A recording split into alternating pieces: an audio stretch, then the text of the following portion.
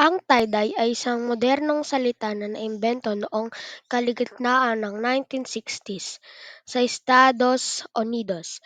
Ang proseso ng italing tina ay karaniwang binubuo ng natitiklop, pag-ikot, pleating o crumpling na tela o isang kasuotan at pagbigkis sa mga string o goma na sinusundan ng paglalapat ng mga tina.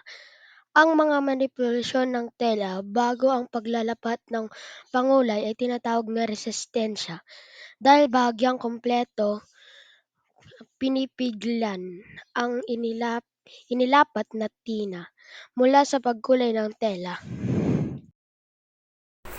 Hello mga kapag-estudyante, ngayon gagawa tayo ng tie-dye.